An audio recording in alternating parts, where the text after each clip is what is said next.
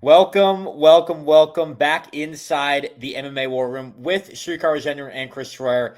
I'm Sam Corcoran. Feels like it's been a minute since I've been here. You're We've been slacking, busy. brother. I've been slacking. Hey, I just got off a 12-hour day of work though, but we're Yeah, still so you're here. not So slacking. I'm hyped. Great day at work, and it's going to be an even greater evening in the War Room because it is pay-per-view weekend, everybody. UFC 321 in Abu Dhabi, the main event. Tom Aspinall finally fighting again versus Ciryl Gane. Guys, this is one of the most excited I've been for a main event this year. As for the rest of the pay-per-view, looking pretty stacked so far. Not as stacked as some of the other ones, but this is a pretty good card overall. What are your thoughts? Yeah, pretty good card. Obviously, when they come to Abu Dhabi, they always try and make it, a big thing. I do feel compared to past Abu Dhabi cards, this one has not been getting nearly the hype, but it is hard to follow a card like 308. But it's also due to Aspinall still trying to, really certify and cement his name among the MMA fan base. So I guess this is going to be his moment to try and do that. But yeah, this is a really balanced, good pay-per-view. The strawweight title fight is like, Like, I think that is honestly one that I'm not really looking forward to. I've said it before on stream. I don't think this is going to be a fun fight. I don't think it will at all. But every other fight, I think, looks really, really good. At least has a little bit more intrigue besides, having a belt on the line. Prelims look pretty good, too. So overall, not a bad card. Can't wait to break this one down. Yeah, no, I definitely agree. I don't think this is a bad card at all. And, most of the Abu Dhabi cards are not bad because they wanna put on for the Saudi royalty. And I mean, it's definitely good for the fans because we're all for it. The only bad thing is it starts at 10 o'clock for free 7 cards. a.m. for all my West Coast folks. But Yeah, it obviously, starts at 10 Eastern. Starts at 10 a.m. in the Oh, morning. I thought it was noon for whatever reason. No. Damn. Okay, that actually saves me some time. So, full disclosure, I won't be recapping this fight. I'm not watching the pay-per-view. But I'm obviously here to break it down. So, that means I get to watch more fights. I'm happy with that. I'll take it. Let's go. I did not know that. I thought it was noon, 2, and 4 for whatever reason. Yeah, no, it's I believe it early prelims start at 10 or prelims start at 12 and then the main card starts at 2. So it's going to be a packed house. I mean, 14 fights. Originally supposed to be 15 with Al Sawadi and Mateus Camilo getting canceled. I think it's 13 now. I think it was 14. Oh, that might be 13. Yeah, sorry. Bad math. But yeah, I'm definitely excited for it to title fights. I was gonna say good title fights, but one of them might be a snoozer. We'll get to that and explain why or why not. Yeah, well, let's get into it. Starting at the bottom of the card in the loaded women's strawweight division. I will always say that bit will last forever. Yay. Jacqueline Amorim versus Mizuki. This will be a fun one. 10-1. Mizuki Inoue. I don't know why the UFC. I don't know why they don't. Yeah, they should give her last name. They should. It's a little disrespectful. Mizuki Inoue. I'll go first. Amorim is a heavy favorite, and I think that fits well. 10-1 on a tear. I think she wins this one by sub. She's been great on the ground. And I think, this is someone who's moving up those rankings slowly in the strawweight division. I think she gets this win, and I think she continues her impressive trajectory after this one, the Argentinian. I'm rolling with Jacqueline Amorim here. Oh, Brazilian. Sorry, my bad. Mizuki Inoue hasn't fought in 2 years. Her last win was over Hannah Goldie. She's no longer even in the UFC. She's been super inactive, just 3 fights in 6 years. That's a red flag in itself. Yeah. And on the other side, Amorim is active and improving. Her jiu-jitsu is elite, like top tier for the division. And she's got that long, wiry frame that makes her guard and body triangles deadly. She's only lost once, and that was her debut to Sam Hughes, where she almost got the sub in round 1. And we know Hughes is the prospect killer. Amorim's been on a tear since. It's been all finishes, all dominance. Mizuki's got solid hands, comes from a shoot fighting background, but she's just facing a different level of grappler here. I want to see what the odds are on Mizuki now, but I think Mizuki is a massive dog, and she is for a reason. Amorim should dominate this fight. I will say Amorim by submission or decision, but either way, I think she handles business. Yeah, I definitely agree. I have Amorim by submission, and you mentioned it before, Shrikar, that her last fight was in 2023 against Hannah Goldie. And then her last fight before that was in 2020 against Amanda Lemos. So she only has 2 fights in the past 5 years. That is not a good recipe for success against someone who has been one of the more active fighters in women's MMA.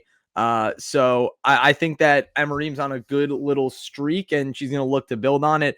I also think her reach is going to play a big role in this. They're both the same height, but I believe Amorim has a 4 to 5 inch reach advantage. She has some long arms for the strawweight division, so she's going to be able to use that to get some clinch work going and eventually wrap up Mizuki Inoue on the ground and get I'm going to call a rear naked choke. She's a big armbar girl, but I don't know. I see a rear naked choke happening. I don't mind that at all. Yeah, I think this is going to be a pretty dominant fight to start for Amorim. We'll get that out of the way really quickly. But let's move on to so we had the lightest class at women's, but now we have the lightest class at men's. Azat Maksum taking on Mitch Raposo. Shrikar, I'll start with you for this one. What you got for this one? I believe this is no, this ain't 2 debutantes. What am I talking about? Never mind. Continue. I'm taking Azat Maksum. I think Azat Maksum gets it done here. I actually like Mitch Raposo, man. But the UFC just keeps giving this guy brutal matchups. He's solid, but Maksum's the more complete fighter. Both have wrestling backgrounds, but Maksum's striking is sharper. He's got that crisp jab, and he mixes and kicks really well. Raposo's game is built around grinding and wrestling, but against someone like Maksum, that's tough to sustain. I think Maksum lands the cleaner shots from range and just maybe surprises Raposo with a takedown or two and just stays one step ahead everywhere. I'll say Maksum by decision. Raposo's tough enough to hang around, but he is going to get outworked.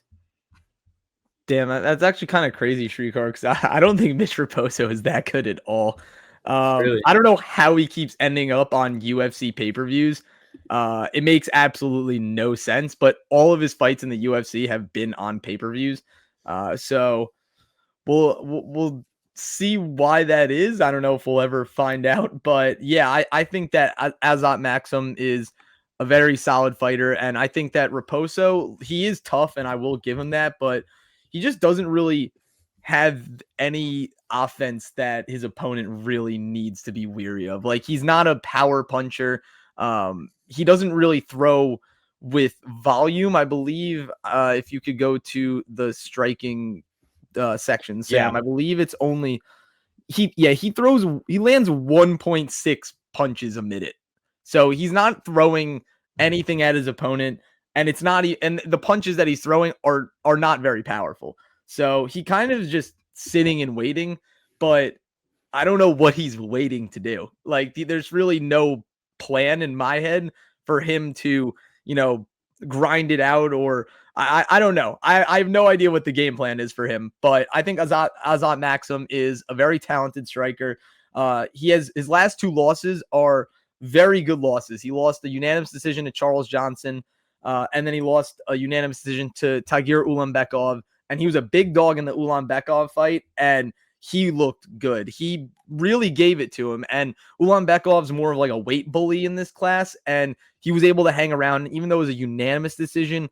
I still think that was a very good loss for him. I think the striking is going to be on par. I'm actually going to say Azat Maksum by knockout in the second round. I think he's going to be able to finish this fight, mix it up, maybe even take it to the ground and get some ground and pound going. Yeah, we got another clean sweep here. I'm going Maksum as well. Like you said, Chris, there's just not much offense from Raposo, and I think Maksum can just take that to his advantage. Attack Raposo, doesn't need to defend that much. Attack Raposo, just wear and tear him, and then ultimately submit him. So I got Maksum by submission. This is a must-win for Maksum, though. He failed the Charles Johnson test. We all know about that. Then he loses to Ulanbekov, who is a ranked fighter. So Maksum's close to the rankings. He needs a big win for this one. I think Raposo's a good opponent to do it against. And I kind of lean more with Strikar's side. I wouldn't be surprised if Raposo puts up a decent fight, but I think Maksum does win this fight by submission. So that's what I got. Another clean sweep from flyweight to heavyweight. Hamdy Abdelwahab versus Beast Boy. He is back after he fought in Abu Dhabi last year. I believe he tore something in his knee when he throwing his patented spinning heel hook or heel kick. Well, no, it was he was celebrating, right? He jumped before the fight. Yeah, hurt himself. he apparent. So I saw a bunch of things that he was jumping up and down before the during the introductions. He might have twisted something, but he came out in an interview and said it was during the kick. So I don't know if he was trying to save himself or if he's. I feel like he might have been trying to save himself. Yeah, he looked maybe. hurt that entire fight. But anyways, he is back. It's kind of crazy, by the way, that he is the same height as Brandon Royval. Just pointing that out there. I saw a stat earlier this week. But anyways, Chris, I'll start with you for this one. Chris Barnett, does he get it done? Or is it Hamdy Abdelwahab? Nah, this fight is a stinker, in my opinion. Chris Barnett, I love him because he had that famous spinning heel kick against Jean Vellante, and then he has his patented front flip land on his butt celebration and then throw up the rock symbols. He's a very good personality. I'll give that to him. And he's freakishly athletic for the size he is and how tall he is. But I just don't think he's very good at fighting. And I mean, I'm not going to say Hamdy Abdelwahab is a world beater. I think he's just a little bit better and he's a bigger fighter. But the interesting thing is they're both the same height. Or no, they're not the same height. Excuse me. Hamdy is a lot taller than Barnett, but but Barnett has the reach advantage. It makes no sense. Hamdy has T-Rex arms, so it's kind of funny when you put it into perspective. I just think that Hamdy's gonna, grind his way to a really boring decision. He's gonna push him up against the fence, lay on him, make it uncomfortable for Barnett. And even though Barnett can land that crazy explosive punch or kick that can change the fight, I just don't see it happening. I think the size disadvantage for Barnett being smaller, excuse me. And he's just a lot older. He's like 38, 39. Hamdy, I believe, is 32. So I think we're going to see a lot of clinch work in this. Chris Barnett dragged down to the mat. And I wouldn't be surprised if Hamdy stops it, but I see a very, very boring decision. Yeah, I actually think I have. I actually don't think I have a decision, but I think this is going to be a boring fight. I'm going to be completely honest. Chris Barnett just has not proven much to me in the UFC. He has that heel hook. I think that's really what's riding him. He's fun to watch. Obviously, I think just his size. Like, you just love to see big guys fight. Like, let's be. Oh real. Yeah, who doesn't? But I think Abdelwahab gets a stun by knockout. He's looked pretty good. I believe this is his second UFC fight. Let me look that up. I think it's his third. He beat Don'Tale Mayes, and then he just lost to Mo Usman, which is Mo Usman. Not very good look. It's not a good look, but Usman is like, I mean, he's one of the better non-ranked heavyweights. Ish. He has some. They like to hype him up. He has his moments, but he also takes PEDs. Yeah.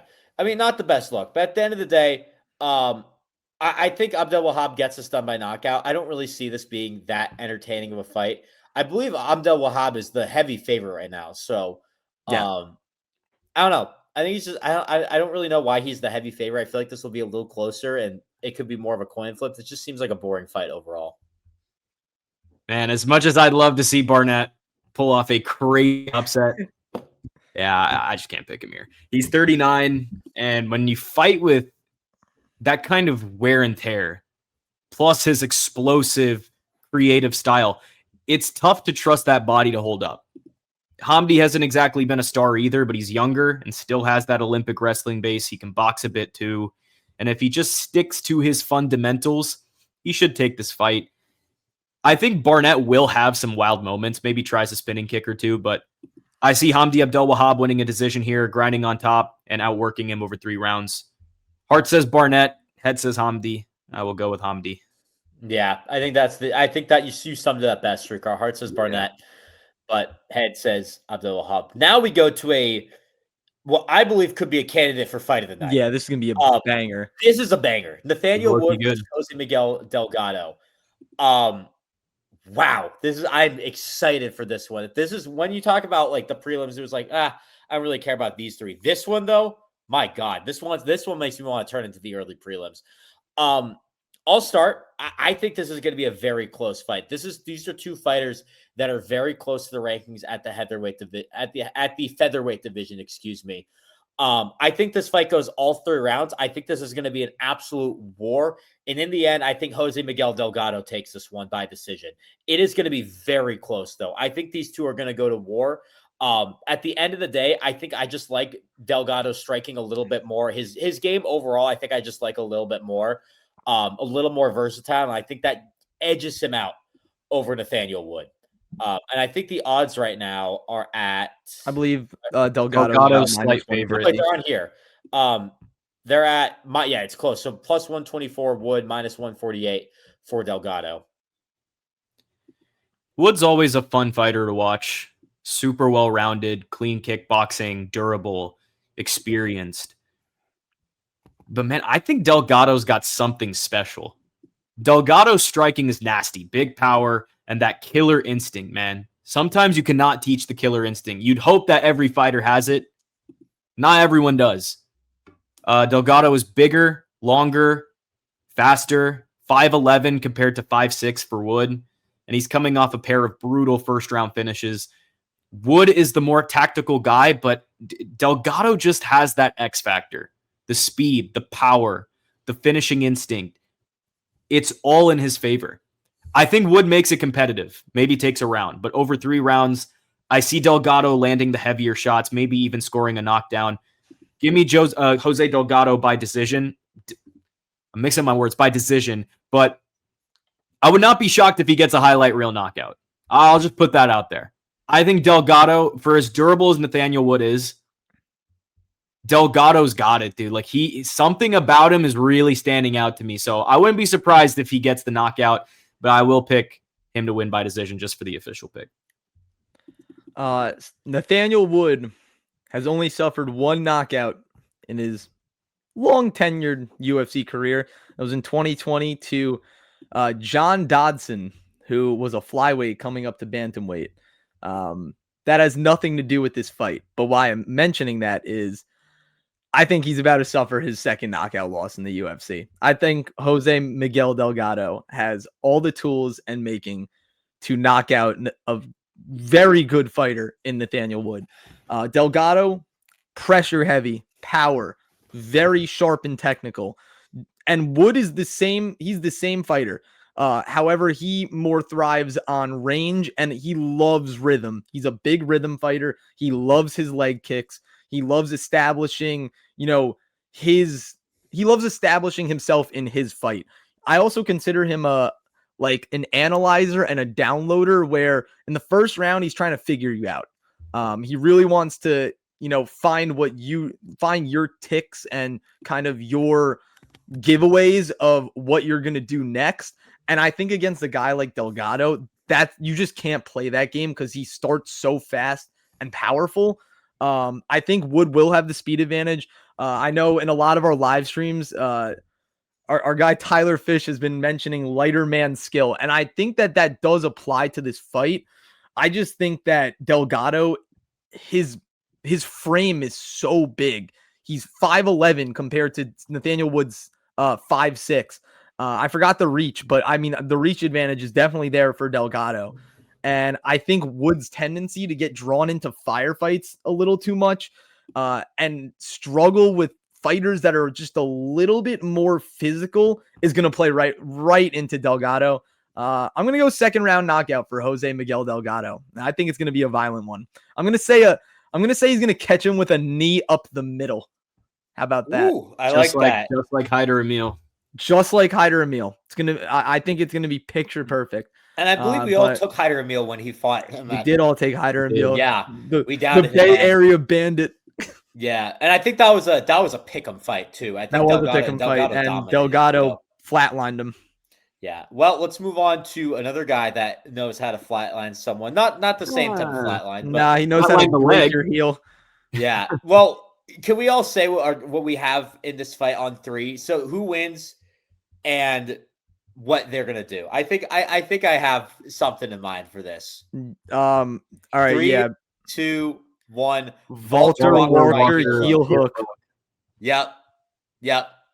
We all knew it. I don't think it's this clear cut though. Yeah, I don't either. I think Sutherland's actually going to. Sutherland can crack, dude. Like he. I don't know. Should I like get into it more or like I don't know. Yeah, no, we can get into it. Let's get into it. That was, I feel like part of me was at it. That was a joke, but I am gonna go Volter Walker by heel hook. But don't doubt Louie Sutherland. Let's talk streetcar though. No, because I was about to say I think this deserves a lot more discussion than just all of us saying our pick on 3. No, it does. It was partially a joke, but yeah. So yes, I'm taking Volter Walker, but Louie Sutherland is live for a knockout. The dude hits like a truck. Walker is the better grappler and coming off a streak of really slick submissions. But if he dives for a heel hook against a powerhouse like Sutherland, I think there is a possibility that could go south very quickly. I think Walker plays it smart, though. I think he gets the takedowns and works toward a ground and pound or submission finish. Sutherland's big and strong, but once he's on his back, he struggles to get up.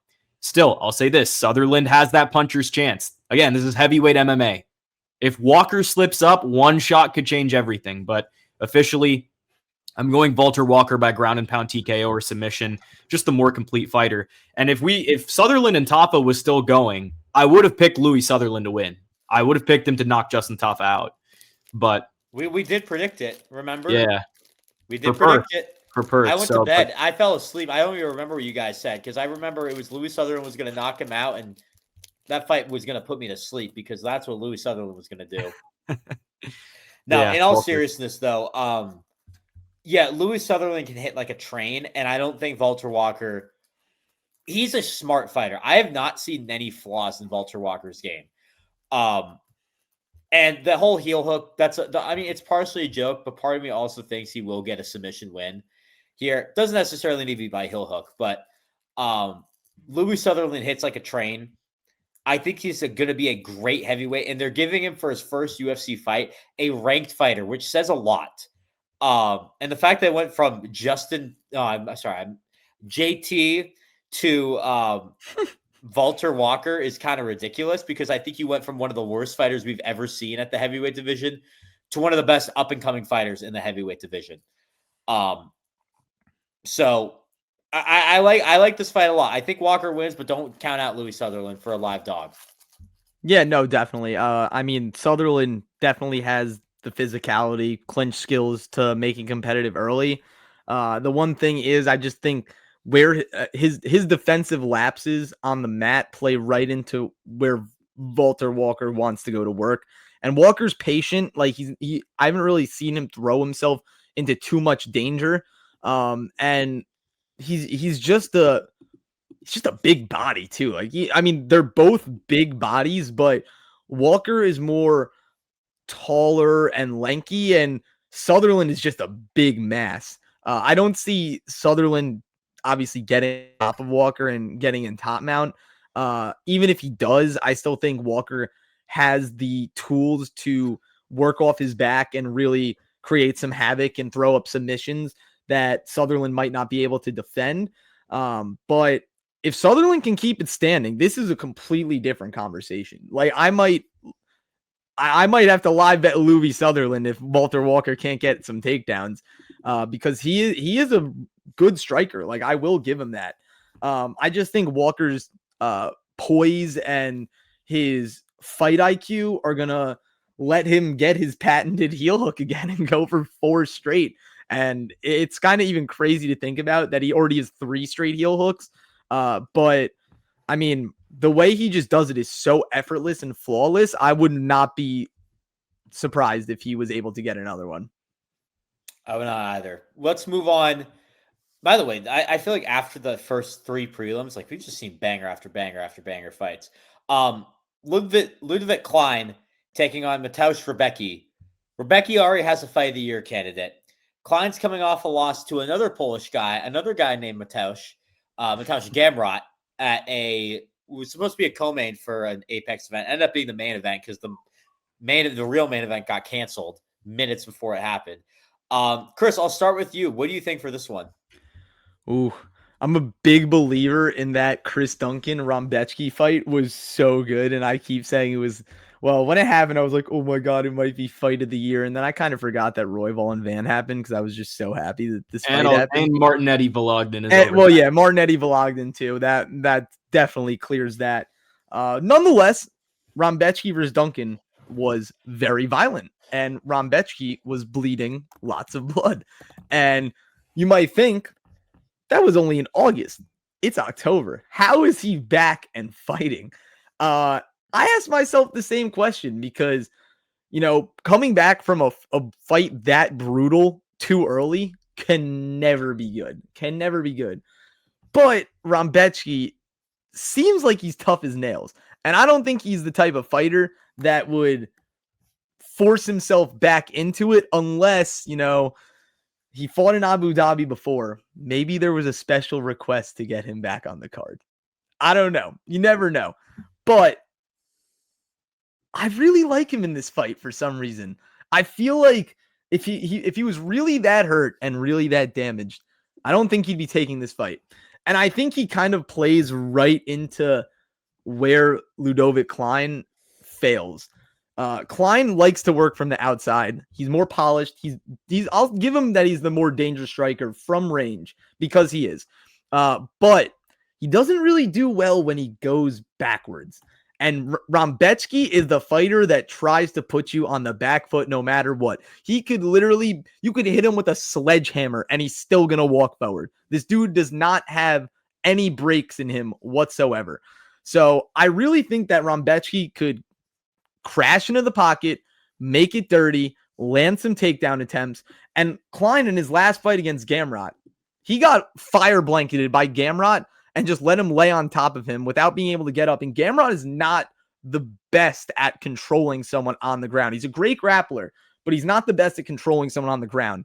And I think that Rambechki is definitely a more top-heavy guy when he gets into top mount and he's able to keep you down there. I think that this is going to be a war of attrition and just grit and grind. And if that's how I think this fight is going to go, I'm going to lean towards the guy that literally just does not stop walking forward in Mateusz Rambechki. I'm going to say he's going to win by unanimous decision, but it's going to be a great fight. This is a really fun matchup between two lightweights who both have upside, even after a few hiccups. Rebecki's a tank, super physical, always pushing forward, but he tends to eat a lot of shots in the process. Klein, on the other hand, is the much slicker striker. He moves well and picks his shots with a lot of precision. Rebecki hits hard, no question, but he doesn't usually get clean knockouts. And I think to really beat Ludovit Klein, you have to put him out clean. If it's going to stay on the feet, that's what's required. So without that threat hanging over Klein, I think he'll just pick Rebecki apart for 3 rounds. And I think you mentioned the whole, okay, this is a quick turnaround from the Duncan fight and he's turning around quick and everything. I feel like we're brushing that to the side too much. Because it's not only that fight, the Oralby fight as well. Those 2 fights alone, he has racked up a lot of damage. And I'm starting to wonder when that is going to break this guy. Because this is an abnormally quick turnaround. And especially you're fighting overseas now, you're fighting in Abu Dhabi. I don't know. I got to go Ludovit Klein by unanimous decision. I can't ignore it. As much as people want to say, oh yeah, but it's Rebecki and he's had enough time. He has not had enough time. He hasn't. And the whole thing about, oh, if he knew what he was getting into, he wouldn't have taken the fight. That's not how athletes work. That's not how they do things. It's just not. They will take the fight no matter what. Charles Oliveira literally just did it. And if it was Fiziev instead of Gamrot, he would have been put out cold. So I will go Klein. I can see where you might lean Rebecki, and I get it, but I'll go Klein here. I got to go with the guy who I think is the better striker in this case. I do worry about him on the back foot as well, but I think he's so good at managing his range that that'll be something that he can at least keep Rebecki at bay. So, yeah, give me Klein by decision. You mentioned Streetcar managing your range. I think it's so much harder to do if you're Ludovit Klein when Mateusz Rebecki is just coming right at you. And we can talk about the layoff. Rebecki gets absolutely bloodied in his last fight, which was in August. He's coming back too quickly. Streetcar, you're saying you can't ignore that. Frankly, I can. I can ignore that, and I think Mateusz Rebecki gets the stun by decision. It's going to be a close fight. But at the end of the day, I just think you have a guy who is just a tank. He's hard to take down. I think for Klein, it's going to be a little too hard. I think that's a bit too much of a challenge right now. And I think I'm going Rebecca to take this fight by decision. It'll be close. I don't think there's going to be a knockout here. I frankly think this is just going to be blow for blow. Whoever lands more shots wins. And I think Rebecca, being that force that walks through, is going to land those shots. Because that sometimes, if Klein's playing the range game, it's gonna wear out, So, Shrikar, I'll put you on full screen while we do this real quick. Oh man. Hey, we'll take it. I did really well with the Lone Wolves last week, so we're gonna try and replicate it this week. Yeah, not my best week. Someone's echoing. Yo. Who? Shrikar, your audio. Yeah, your audio. Yeah, his audio was messed up. Anyways, while Shrikar fixed that, let's move on to this middleweight bout. Ikram Aliskerov taking on the Iron Turtle, Jung Young Park. Shrikar, I'll start with Chris, actually. Chris went first for the last one. I'll go first. Why not? Yeah, you got it. I got it. We'll do this one first. This is going to be a close one. I think Aliskerov's, I believe, is a heavy favorite for this one. Yeah, I think sitting around like minus 275. Yeah, but I also think so I'm just pulling up these odds again. Anyways, with Aliskerov, he's fighting Park, his nickname is the Iron Turtle, because this guy's made out of iron. He's a chin of steel. It's a dog. It's hard to take him down. And I think that's his biggest advantage in this fight. That being said, I think that's really the only advantage he has. And I think Aliskerov is just overall the better fighter. That's what I'm going Aliskerov by decision. Jung Young Park's going to play this fight very defensively, I think. But I don't really see a way where Aliskerov, if he's attacking, loses this fight. That's how I see this fight happening. And I think Aliskerov gets this done by decision. I could see him losing. I'm not going to pick it happen. I could see him losing. I mean, I can't see him losing. This isn't like a gimme, but at the end of the day, I just think he wins. I've said it on stream before. I think Ikram will lose to the entire top 15. I feel like he is the most overhyped, inflated prospect right now. He's definitely good. He's legit in that sense that he is a really, really great athlete. I felt like they fed him to Whitaker way too quickly. Yes. I knew from the moment that fight was booked, he was cooked because he was just not ready for it. Let's get to Park. Park is solid everywhere. Good boxing, good cardio, strong grappler. I do think that the difference is Ikram is just a different level athlete. I think his wrestling is sharper, and he's dangerous in every position. Park's volume, I think, is going to be the big factor for him. He needs to throw in volume, and that's what can make it competitive early on in the fight. But over time, I see Ikram taking over with his wrestling, his top control. He's got that Dagestani base. He's got legit knockout power, too. Park is definitely a tough guy to finish. But the one thing I'll give Ikram, he has got a knack for breaking guys down. Could he do it to Jun Young Park? Absolutely. I will say Aliskerov wins this fight by either TKO or a very dominant decision. And people are going to be back on the train after this. Depending on the performance, I'll see where I stand. But give me Ikram in this fight. Yeah, I definitely agree. I would love for Jun Young Park to put up a great performance, and I think he could. I just don't see it happening in this fight with Ikram Aliskerov. I think Aliskerov, he's not a bad talent. I do think, though, that he will struggle with a lot of the top 15. I think he just needs to be a little more polished. And he got rushed into quite a few fights, including that Whitaker fight that Shrikar mentioned. That was bad. He got starched almost instantly. And if you're going to lose like that to, someone that people are kind of considering, would you say that people are considering Whitaker washed? Yes. 100%. I don't speak for the people, but speaking for myself, I feel like that's been a consensus that I've seen. But for someone as, I would say, old as Whitaker, and if you're losing like that, then I think that there's definitely needs to be some refinery. There needs to be something switched up. I think he's going to really show why he should be in the top 15. Excuse me. Sorry. I'm like stumbling over my own thoughts right now. But I think he's a good striker. Don't get me wrong. He does have power and precision, and he has the tools to knock someone out. I don't think it's going to be Jun Young Park, but it definitely could happen. I'm not taking that off the table completely because he has counter wrestling, and Park, isn't great on his back, so he could wind up taking him down, ground and pound. I want to lean towards decision, so I'm gonna take the decision for Ikram Aliskerov. But I think Park could give him some trouble. I really think that he could push Aliskerov into deeper waters, and I think we're gonna learn a lot about Ikram in this fight. That's why I think this is a really good matchup, because the Iron Turtle is not a pushover. He can do it all, and he's tough as nails.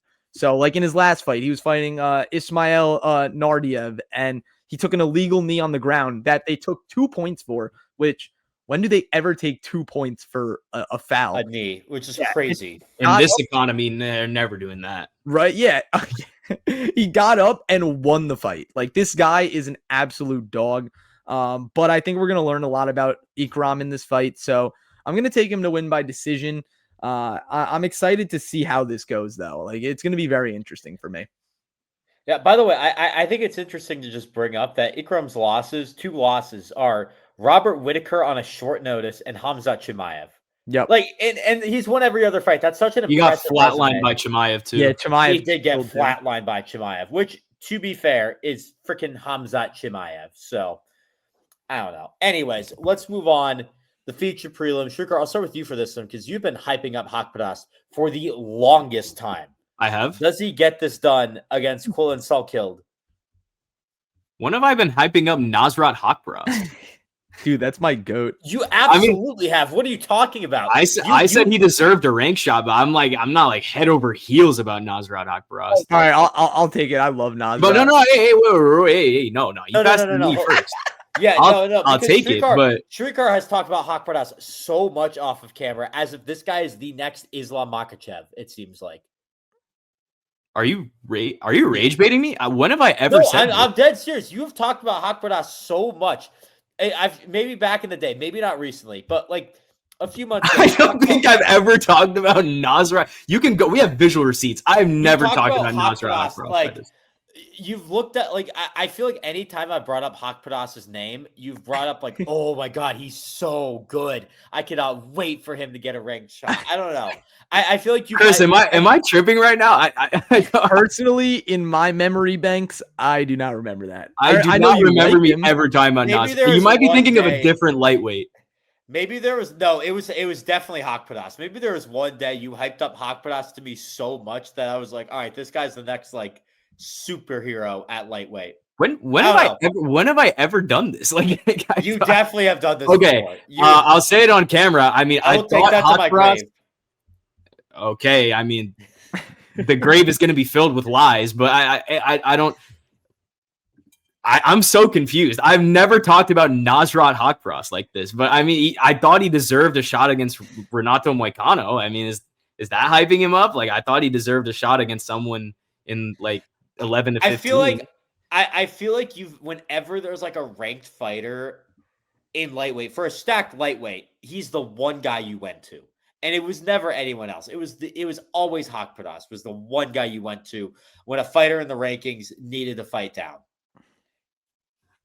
Okay. I don't know. I think that's hyping him up a lot. I think that's like there's a lot. Lightweight is such a stacked division. There's so many guys competing for a ranked shot, and you always went to Haqparast, and yet he didn't get a ranked shot. Okay. This one's low-key a banger. I am leaning Nasrat Haqparast in this fight. I think Nasrat is just the more polished fighter right now. His boxing is sharp, and he's got way more UFC experience. Quillen Salkilled is a strong prospect, a good wrestler, but I'm not sure his pressure style will work against someone who is as technical and as composed as Nasrat. He's not going to be able to just maul him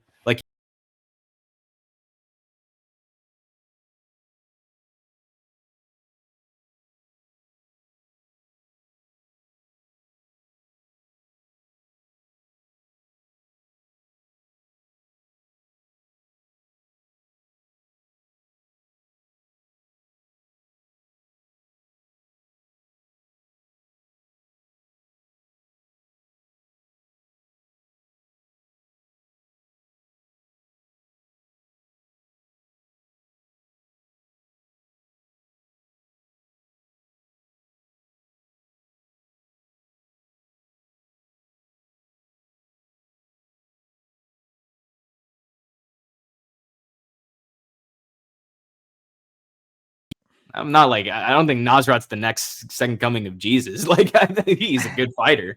But yeah, I'll take Nasrat here.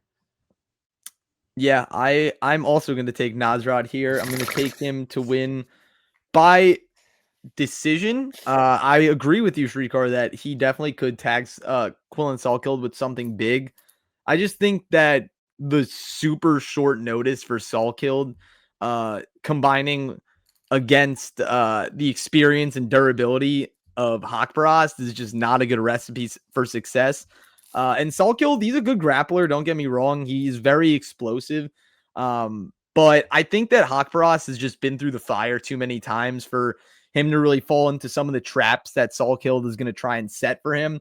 I think Salkeld's going to want to draw him into a dogfight, and I think Haqparast is just going to be able to work on the outside, kind of just cardio bait him into gassing himself out and eventually just wear him down, and he'll be able to do whatever he wants with him. I think that Haqparast really does have it all. He is grappling.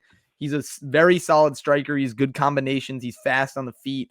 And I think that he's just going to show Salkeld that there's levels to this, but Salkeld will give him a fight. I'm actually pretty high on Quillen Salkeld. I just think this is a really bad spot for him. Salkeld's the favorite right now too, barely. Say again? Salkeld's the favorite right now too. Right now, no, he's not. Haqparast is a minus underdog on DraftKings, so it's close. Are you that serious? That doesn't shock me though. I think Quillen definitely has a path to winning this fight. Yeah, he does. Anyways, I'm going Nasrat Haqparast by 4-second knockout, breaking Jorge Masvidal's record, and then he will fight Ilya Topuria in January. Jumping Gaethje, jumping Paddy Pimblett, jumping Arman Tsarukyan and Dan Hooker. The second coming of Jesus. Nasrat. No, I'm just playing. Anyways, no, I do have Haqparast winning this by knockout, though. Not going to be in 4 seconds. But I'm still very confused about. I swear, you have even on stream. I don't think I've ever talked about Nasrat Haqparast. We need the receipts, guys. Comment below if there's a stream where Shrikar has brought up Haqparast, because I swear there has been where he's hyped up Haqparast so much. I've definitely said he deserves a ranked fight, but I don't. And to your credit, he does, because the hype. I think he does deserve some hype, because I think he wins this fight. I think the experience kind of gets him through the edge. Quillen Salkeld's a great fighter. Do not get me wrong. Haqparast just has a lot more experience, though, and I think that's really going to show in this fight. So give me him by knockout. But wow. So we didn't. Oh well, except for Ludovit we have Klein. one pick that is different in the prelims. Shrikar said this. Shrikar said before the stream. I don't think it was chalk. Really much parity. Let's also, see what happens with this fight. This is not good for Haqparast. There's negative line regression, but he has more of the handle on him. That's not a good sign. Oh no. Oh no. You should pick Flit. Nah, I gotta go with my guy Nasrat. I've been riding with him since the beginning. It's my guy. Yeah. He's a very exciting fighter. Yeah. Next Islam Makhachev. Hey, maybe tomorrow you'll see on our graphic that I changed my pick.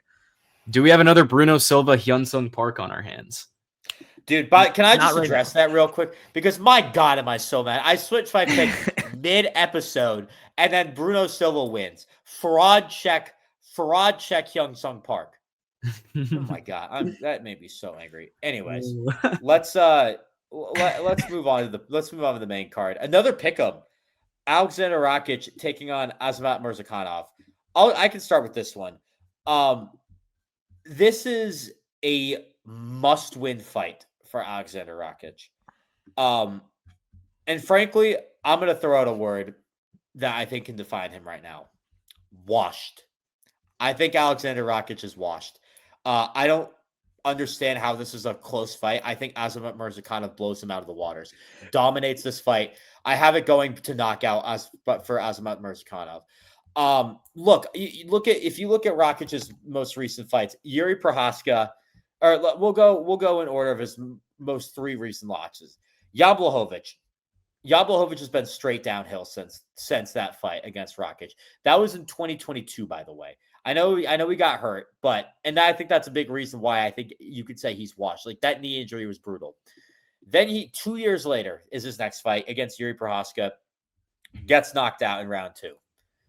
It's Yuri Prohaska, I get it. Knockout is inevitable with him.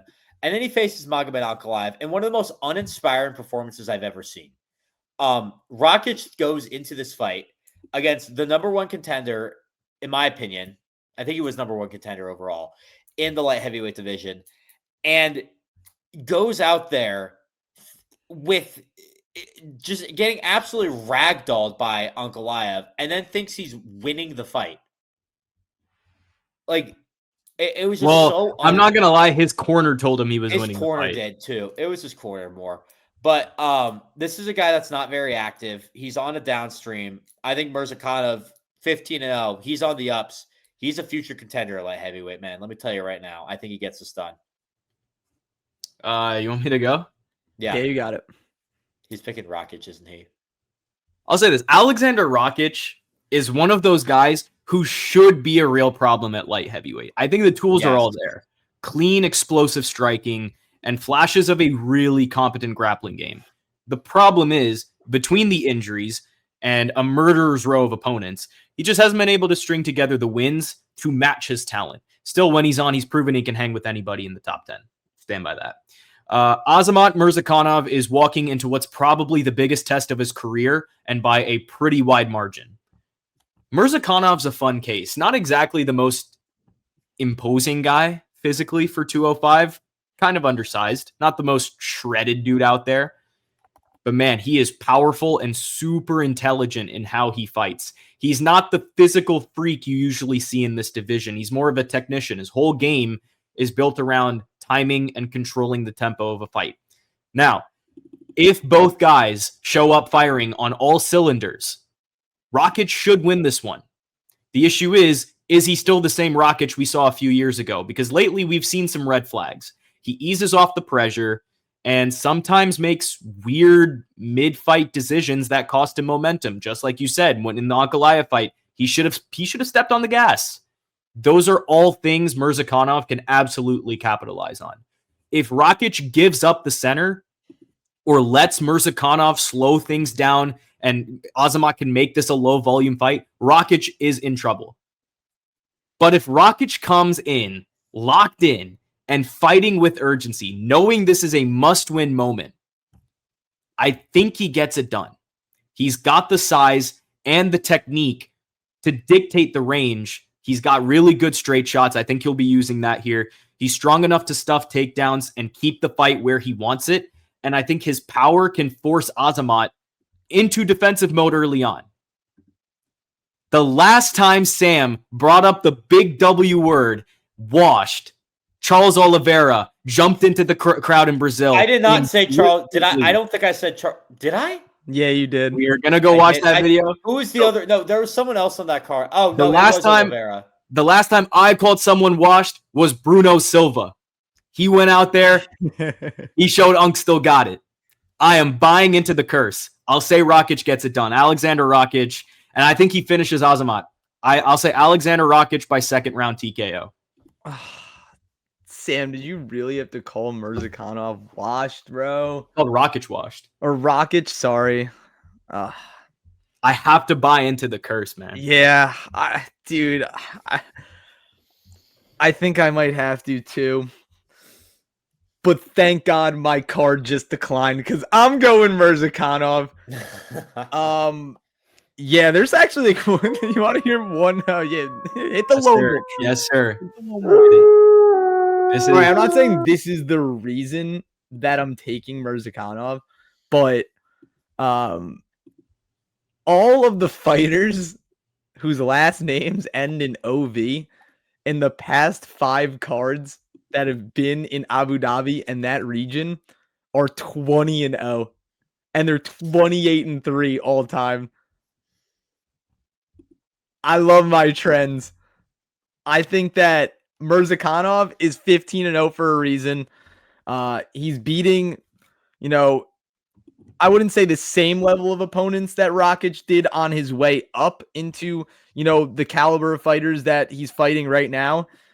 But I feel like Murzakanov, he hasn't given me a reason to not believe in him. I think he's really good. I really do think he's good.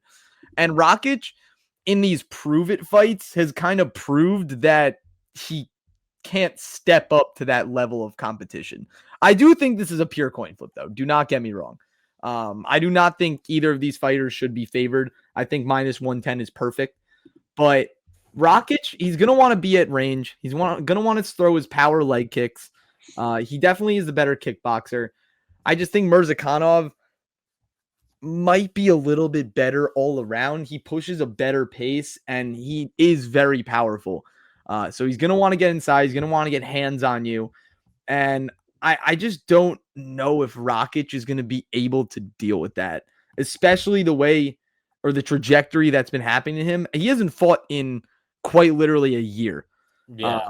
Murzakanov is also not the most active fighter. So actually, no, he's fought one time this year, one time last year. Yeah, I mean, he's fighting about almost once a year other than 2023. So that does raise a good question of, is this sustainable for him, and why is he taking so much time off? I think I'm just going to have to rock with Murzakanov. His last name ends in OV. I love my trends. 20-0. About to make it 22-0 after this fight because Aliskerov's going to win. Yeah, let's go Azat, baby. Well, do we make it 24-0, Chris? I'll go right to you for the next fight. We have another OV fighter, Alexander Volkov, taking on Jailton Almeida. Are we at 24-0? What are we at now? Let's keep this going. Oh, I just said I wasn't gonna not bet on someone that's name didn't end in OV. This fight was actually so hard for me to pick. Like, actually so hard. This is a great fight. I really think it's a great fight. It might not be the most exciting fight, but in terms of what the UFC heavyweight division is doing, I think that this is a perfect title eliminator. And to be completely honest, I think Volkov should be fighting for the title on Saturday instead of Ciryl Gane, because he got absolutely robbed blind from those judges. He pretty much won every single round and somehow lost. It's almost like Francis Marshall and Myron Santos. We're not going to get into that though. But yeah, I think that this is a great clash of styles. Almeida, amazing grappler. If he gets hands on you and takes you down early, you might as well just pack your bags and go home. Volkov has been making a lot of headway in his defensive movements and defensive mechanisms. He's tall as can be. Like, this guy is actually a giant. I know he's listed at 6'7", but I think it was an interview with Aspinall where Aspinall said he's actually 6'9", and they just don't want to list him at 6'9". I would believe it, because who could believe that someone is 6'9" fighting in the UFC? It's almost like go play basketball, bro. Like, some team needs a center out there, or a power forward. Mozgov. Yeah, someone needs a power forward out there, bro. You got it. But he's a very talented fighter. He's only been knocked out once. That was to Derek Lewis, and that was one of the craziest last-second knockouts ever. He's also only been submitted once, and I'm blanking on who that was, but it doesn't matter.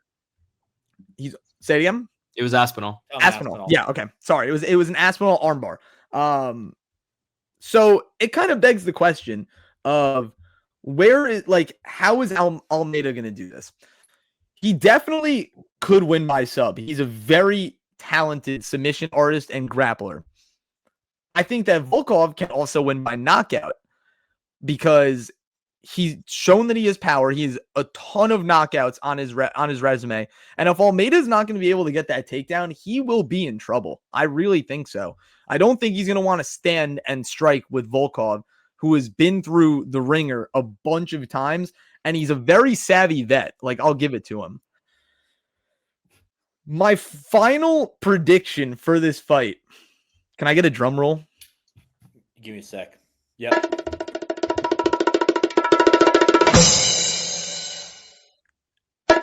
Alexander Volkov by split decision. Oh, so you got a close one. I think it's going to be a very close fight. We're going to see another split decision for Volkov, and he's going to come out on top. I think that he's going to be able to stay away from Almeida, get to where he wants to in the fight, and really rack up some damage. So 23-0 for the OVs in the Middle East. Give it to him. We have another OV coming up. Oh Wink, yeah. wink. We'll talk about that later. Anyways, for this OV, I'll be quick because I think Alexander Volkov wins this fight. This is the rightful contender. Oh wow, wait, that was quick. Yeah. This is the rightful contender for the heavyweight division. Almeida's great. I think Volkov is the second best heavyweight in the UFC right now. And I honestly don't think there's many people close to him. I think they got the wrong guy favored completely. I think Volkov wins this fight. I think he gets it done by knockout. And I honestly feel like he kind of does this pretty handily too. I've been very impressed by Volkov. He should be on a 5-fight winning streak entering this fight. He should be fighting for the belt. I think he wins this fight and fights the belt. And probably if I won't spoil my prediction yet for the title fight. But I think whoever wins the title fight, Volkov could be their biggest challenge yet. And I know it's going to be Volkov number 2 for them, for both guys. For Aspinall? Yes. He's already submitted him in a round. Yeah, I think this Volkov this version of Volkov could give it even more problems. It's going to be the second time for both these contenders fighting both these fighters in the title fight fighting Volkov. But this version of Volkov is on a tear right now. Okay, this fight is fascinating. It is. It really is. It's like It's a very fascinating fight. I'm not going to say the other word, but because you've got two heavyweights with completely different approaches to dominance. Jailton Almeida, this guy has turned into a real problem for the division. His grappling and transitional work are on another level. And he's got that freakish athleticism you just don't see often at heavyweight.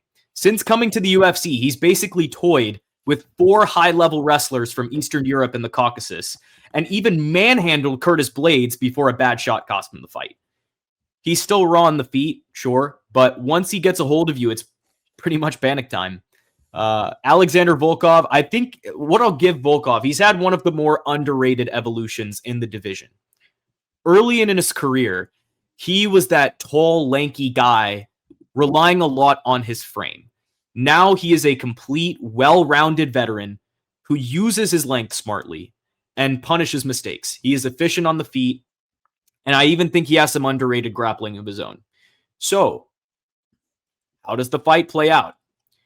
For Volkov, this is all about keeping Almeida honest. You got to use those limbs, use those long, straight shots up the middle, force Jailton to strike more than he'd like to, and make him pay every time he tries to close the distance.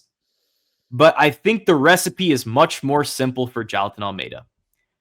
Get to the hips, drag Volkov to the mat, and dominate before the clock or his gas tank becomes an issue. And that's where I lean. Volkov might have a path to win, but Almeida only needs one successful takedown, one scramble to get things going his way. And that's usually all it takes, man. It's usually all it takes. Volkov has had trouble with elite grapplers before. We mentioned him getting submitted by Aspinall. And Almeida is on another level when it comes to control and finishing instincts on the ground. So the pick is going to be another lone wolf, baby. Jailton Almeida by submission. Let's go, man. Let's go. You guys are just giving me the lone wolves. I really appreciate it. This could be Streetcar's week to get ahead of me in the standings. I believe he's one behind. So we're catching up at this point. Let's move on to another OV fighter. Umar Nurmagomedov versus Mario Bautista. I'll start because I'm going to be honest. This fight, when it was first announced and rumored, this did not excite me. And I looked more into it and realized the tear that Mario Bautista has been on. He's 16-2. He's beat some guys as heavy underdogs. I mean, he beat Patchy Mix. And Patchy Mix has just looked worse and worse. That win looks worse and worse. But nonetheless, he's been on a tear, and I don't want to discredit that. But Umar Nurmagomedov, for a 3-round fight, I think can beat anybody in the bantamweight division. He is a very heavy favorite, and I think he gets this done easily. I think he submits Mario Bautista. You look at Umar's last fight. I've said it multiple times that Umar, the reason he lost to Merab after winning the first 2 rounds, mind you, was because his cardio blew out. Cardio is not going to be an issue in a 3-round fight. It's only in a 5-round fight against the best cardio guy in the world. Umar Nurmagomedov submits Mario Bautista. I don't think he gets a title shot after this. I think he needs to prove it again before to fight Merab. Maybe like a Sean O'Malley or a Song Yadong. Or did he fight Song? No, he fought Petr Yan, excuse me. He'll fight. Yeah, Umar hasn't fought Petr Yan. He fought Corey Sandhagen before. Corey Sandhagen. I'm sorry. He fought another contender. Yeah. Yeah, he's gonna fight. I would think a Song Yadong maybe next or a Sean O'Malley. He'll be one away from a title shot after winning this. I think he dominates Mario Bautista. Yeah, let's talk about this one. Umar Nurmagomedov stepping back into the octagon for the first time since, I will say, it was a close loss, but it was a clear loss to Merab. Yes. And yeah, this is a big one for him. I think it is much bigger for him than people maybe want to make it out to be because he's such a big favorite. He needs to remind everyone that he is still a top-tier contender and, more importantly, still the biggest threat to the champ. Now, Umar's skill set shouldn't surprise anyone familiar with Team Khabib. The guy's grappling is elite, smooth transitions, and a real knack for hunting submissions, as Sam predicted, maybe even more than some of his teammates at Team Khabib. On the feet, obviously got that flashy Dagestani striking flair, a lot of spinning kicks, short, tight punches that work really, really well in the pocket. He is dangerous at every range. Mario Bautista, he's not exactly walking in with the hype, but he is low-key one of the more technically sound guys in the division.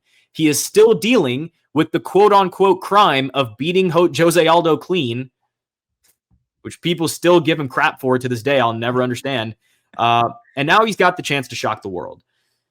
Bautista's game is all about control, sharp, fundamental striking, no movement wasted.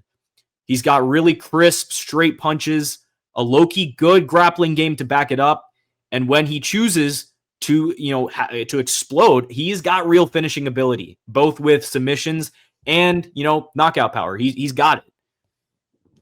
Umar is the rightful favorite. He's a world-class grappler with enough stand-up to hang with the elite strikers, and he's got that Nurmagomedov fight IQ. He reads movement, and I think he punishes overextensions better than almost anyone. Sometimes, as Sam was kind of alluding to, there is just a guy you have to pick unless he's fighting for the belt, and right now, that is Umar. Yeah. That said, do not count Bautista out of this fight. He does his best work in that mid-range pocket, which is actually where Umar is a bit more hittable. He's got that perfect mix of timing and precise shots that could cause problems for Umar. Plus his balance and the fact that his takedown defense is so reactive. I think it's all top-notch for him. If he can keep this fight standing for long stretches, he is live for an upset. Definitely not the plus 500 type of long shot the odds will suggest. Still, I think Umar gets it done. I think we're going to see a composed, control-heavy performance with a few slick grappling exchanges along the way. I will say Umar Nurmagomedov gets it done by unanimous decision. Yeah, I agree. I think Umar deserves to be this wide of a favorite, and he's going to put himself back on the map. I think a lot of people doubted him after that Merab fight, myself included, because I was kind of amazed that a guy of the talent of Umar, gassed that easily. I mean, obviously it's Merab and he's a cheat code, but I mean, you see some of these Dagestani training sessions and you would never think that could happen to one of them. And they are all great fighters. Team Khabib is one of the, AKA and Khabib is one of the best camps that you could possibly go to in the world. Quite literally, maybe ever. But at the same time, I think Umar definitely has everything he needs to get back to a title shot and see Merab again. I think this is a good prove it fight for him. And I think Mario Bautista has also earned to be in this spot. I think that he has won some pretty big fights. And he's been counted out multiple times, and time again, he just continues to produce. And Shrikar, I love how you mentioned the Aldo fight. I mean, he won that clear as day. And very clearly, fair and square. Yeah, just because, it's Jose Aldo, we all love Jose Aldo. And it hurts to see your favorite fighters lose, especially in a decision like that. But Bautista has great fight IQ. He knows exactly how to win points. And that's where I think he flourishes. He's not trying to do anything too flashy. He can definitely go out there and tag you, but I don't think he's going for the kill shot necessarily. It's more of just okay, I'm going to hit you, rack up points, and we're going to go from there. If the opportunity presents itself, he'll definitely take it.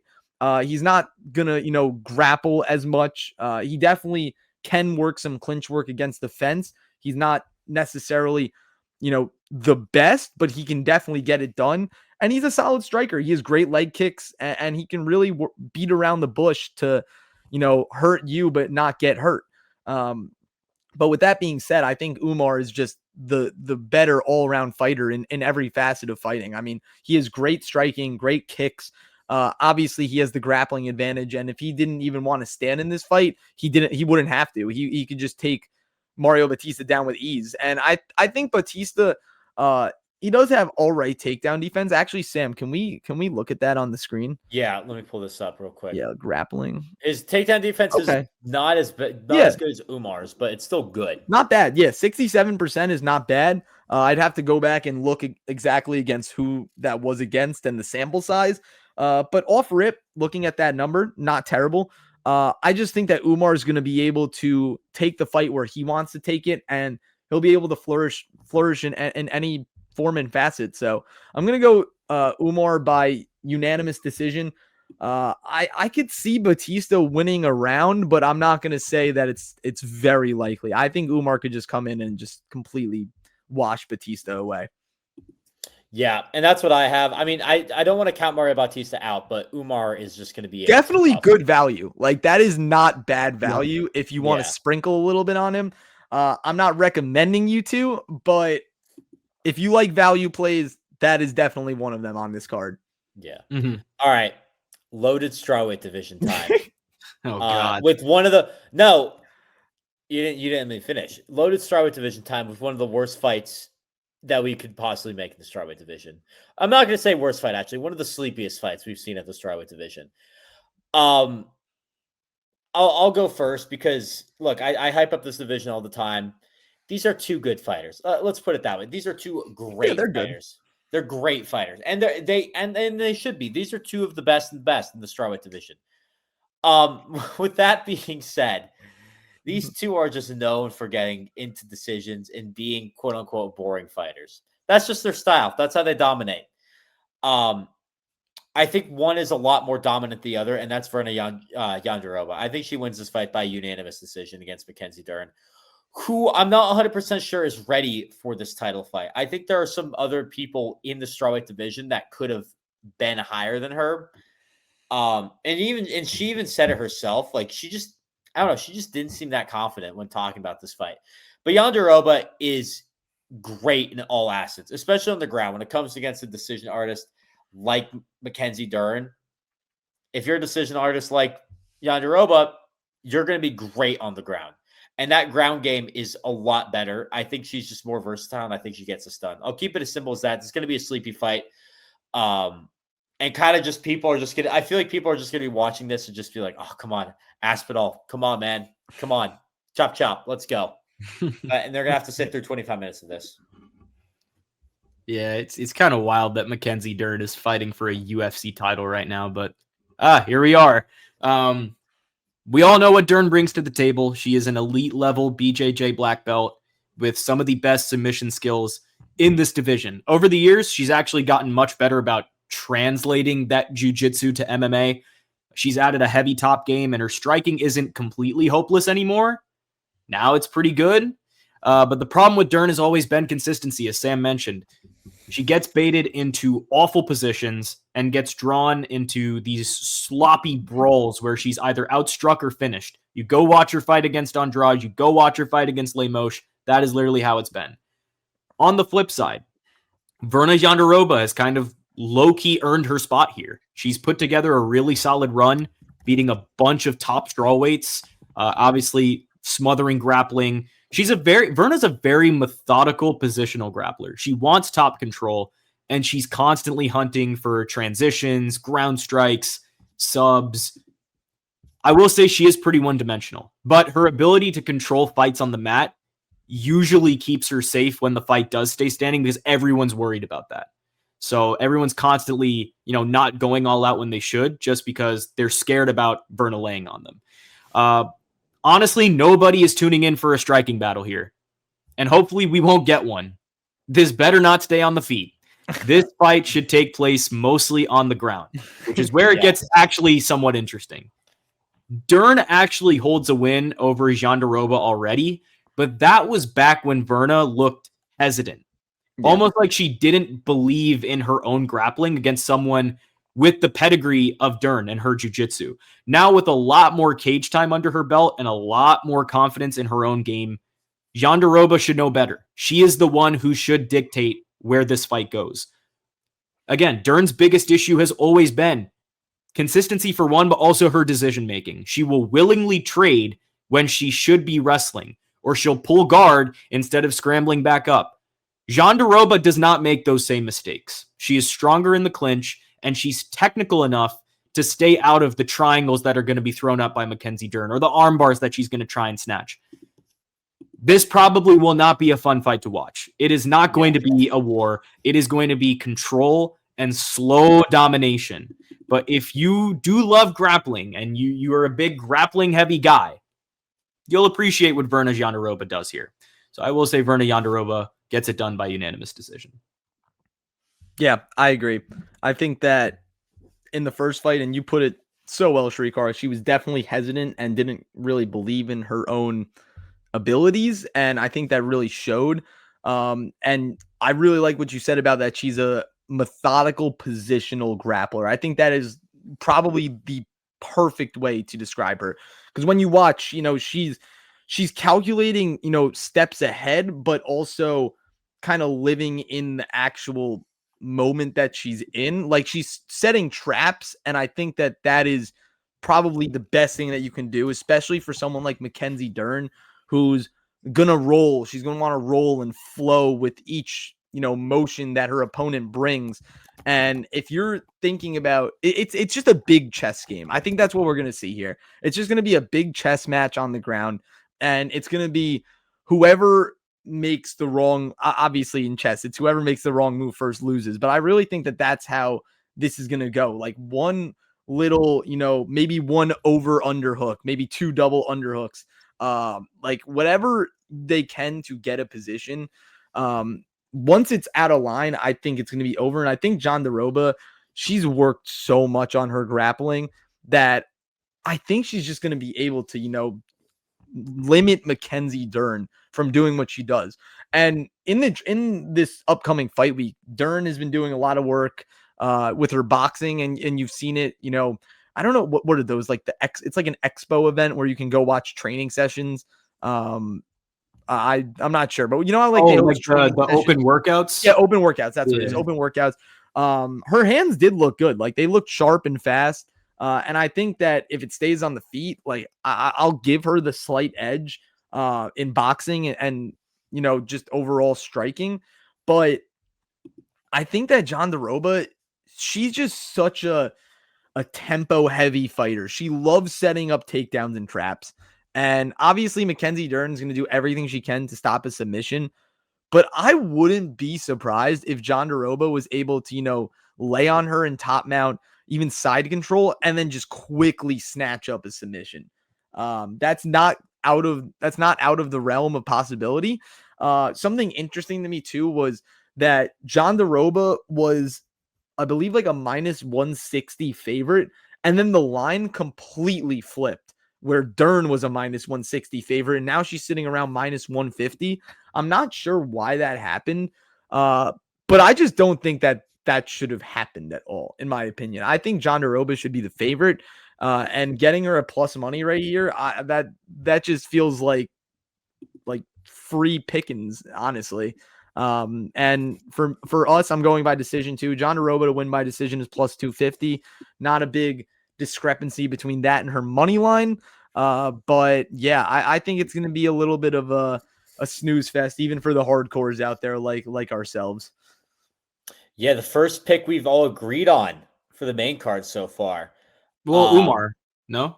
Yeah, Umar. Oh, sorry. I don't know why I didn't put a check mark. No, I'm gonna take Batista. No, I'm just... All good. Anyways, second one we've all agreed on. Let's talk about the main event. Tom and Aspinall is back, boys. That's all I can say right now. I won't make my prediction just yet. I'll let someone else begin. What you got, guys? I can do it.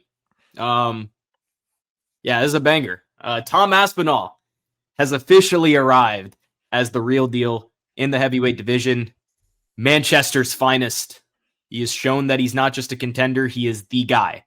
Sure, we're all bummed he never got to fight John Jones, but taking on Ciryl Gane, that's about as close as you can get to proving you're the best in the world right now. What makes Aspinall so special is how freakishly athletic he is for a heavyweight. He's fast and technically sound in every area, striking, grappling, you name it. He is really, really good. And what's even scarier to me is that he is still getting better. He's got that mix of power and precision that makes his fights look effortless. And if he takes things to the mat, most guys just don't have an answer for him. Ciryl Gane is no slouch. He is one of the few heavyweights who can actually match Aspinall in athleticism. Gane's background is pure kickboxing, and when he's flowing, I think he is beautiful to watch. Slick movement, clean combos, all that. But his biggest weakness is that sometimes he just doesn't want to make it ugly. He's too patient, too composed for his own good. And when things hit the mat, well, let's just say that is not where he shines. Everyone is talking about the Jones and Gane fight and comparing it to this one.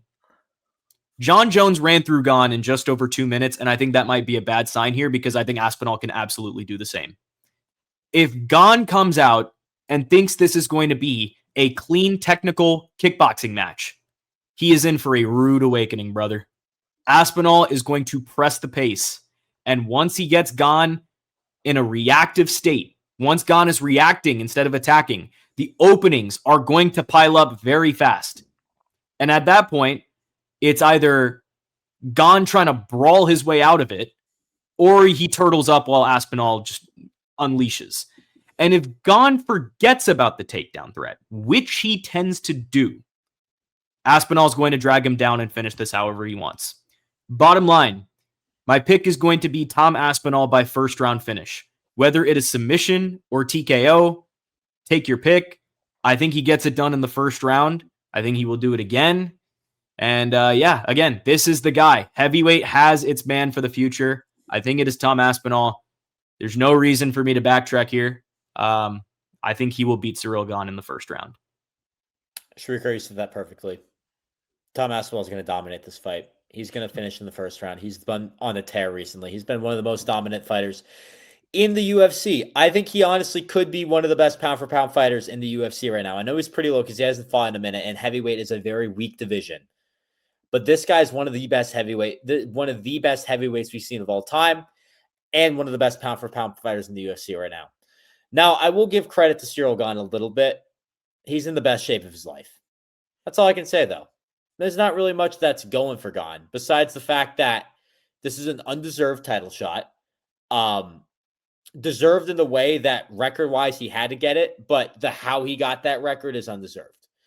And now you're going up against a guy who has shown absolutely no mercy in stopping heavyweights right now in Tom Aspinall. A guy on a tear. I think he gets this done. Give me Tom Aspinall by first round KO. That's never happened to Ciryl Gane before, by the way. Tom Aspinall is breaking that streak. And I think you also could see like a Sergey Pavlovich type fall off from Ciryl Gane. I know Pavlovich won his last fight. I know. But Pavlovich looked atrocious. Has not looked great since losing to Tom Aspinall. We might see the same with Gane. Yeah. I don't really know what else to say. I think Aspinall is going to win this fight. And yeah, I think he's going to do it in the first round. But I think if Gane isn't hesitant and really pushes the agenda of being an aggressive striker rather than a counterpuncher and just an, kind of like a lazy kickboxer, it could be a little bit of trouble for Aspinall if Aspinall, doesn't want to take him down. And that's the key phrase. If Aspinall doesn't want to take him down. Because if Aspinall wants to take this to the floor, and just say, all right, we're ending this the way I want to end it.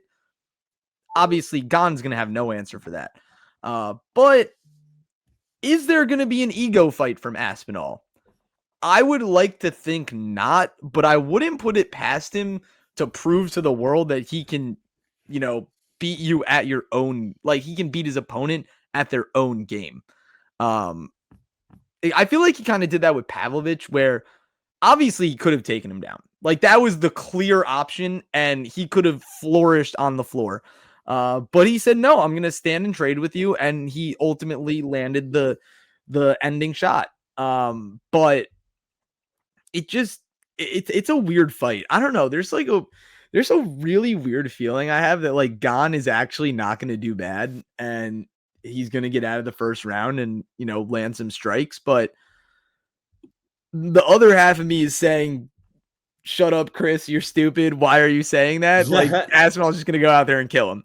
But I think my final prediction is just going to be Aspinall by first round finish. I think he's just going to follow up what John Jones did. That was pretty much the best game plan that you could actually have. And Jones laid it out perfectly, just hop on him and do it like that. That's it. Yeah. It's that simple. I just don't really see a way for Gane to get out of that. I don't know. I would love to see a good fight. I'm actually working during the card. So for recap, I will have to watch some of these fights back. I'm hoping I open my phone to something crazy. I don't think we're going to have to watch much of this Tom Aspinall fight back. I don't think there's going to be much fight to watch. I could probably watch the entire fight on Twitter, like most fights are. But yeah, I mean, I think I want to give Gane like the benefit of the doubt and say he actually could have a striker's chance. But at the same time, it is heavyweight MMA. Exactly. MMA, yeah. But we're not saying anything is a foregone conclusion, but no, I agree. But I just feel like Aspinall is so dominant. And the one thing that scares me, though, is we haven't seen Aspinall in actual danger yet. Like Shrikar and I we kind of went back and forth about this before we started this video. And he said, like, Pavlovich put him in danger. And yes, I agree. Pavlovich, he caught him with a nasty right hand, and he did put him in danger. But we've never seen Aspinall, like, face real adversity. Like, multiple punches landed. Getting controlled. And it might be one of those things where the world may never know. Like, we just may never know for the entirety of his career about what his flaws are, because he's just so good that he will never let that happen. Yeah. And Aspinall, I mean, he's going to dominate this. I do too. I would love to see him do what he said he was going to do to Pereira and just run across the cage and rugby tackle him and just maul him. Because he absolutely that would be funny. And for a guy like Gane, sorry, I'm one more thought. Like for a guy like Gane that has been controlled by Ngannou just because Ngannou was bigger than him and not even a good grappler, he literally just laid on him, and then followed that up with John Jones, who is like a pseudo heavyweight or like a faux heavyweight, where he just bulked up to heavy, and Gane has been, that size his entire life. And he's probably one of the most athletic, raw, talented fighters the UFC has ever seen. Like, if Gane actually cared about his career, and I'm not saying he doesn't, but sometimes it just feels like he doesn't. Like, he's literally making movies on Netflix. Yeah, exactly. I mean, I just feel like if he was actually making the strides to be, the best fighter in his division, I think he very well could be. I just don't see it from him, and it shows in his fights. Like, his grappling is so linear and it's so one-dimensional, and you could tell that he doesn't do anything to change that. So it's kind of disappointing for him, because when he came to the UFC, I was very high on him, and I really thought he could be a champion. But we'll see. I think we're gonna see that day. Yeah, I don't think we're gonna see that day either. But I think Tommy Boy from Manchester is about to pull out the Tommy gun and. But I do agree with you, Chris. We haven't seen Aspinall in real danger, but like Gane is not going to be the one to do it. Again, he doesn't like making things ugly. He just doesn't. No, exactly. Yeah. And hey, you never know. Maybe that switch will flip. But It might not be on Saturday, October 25th. Yep. UFC 321 should be a fun card, guys. I'm excited for this. Prelims loaded. Main card loaded. This is a great card. Yes, sir. Wait, you and Chris agreed on every single pick. We did. Yeah, Shrikar was the only one with lone wolves this time. So, bro, all right, you're gonna see some pick changes on the graphic. Oh man, I love it. I gotta get that graphic made quickly, boys. But anyways, guys, socials in that corner as always. Make sure you hit them. Hit the follow button. Some of these guys will be back for the recap. I won't, unfortunately, but I'll be here. We got you covered. We got you covered for the recap. So stay tuned for that. With Shrikar Gendron and Chris Royer, I'm Sam Corcoran. Take care, y'all.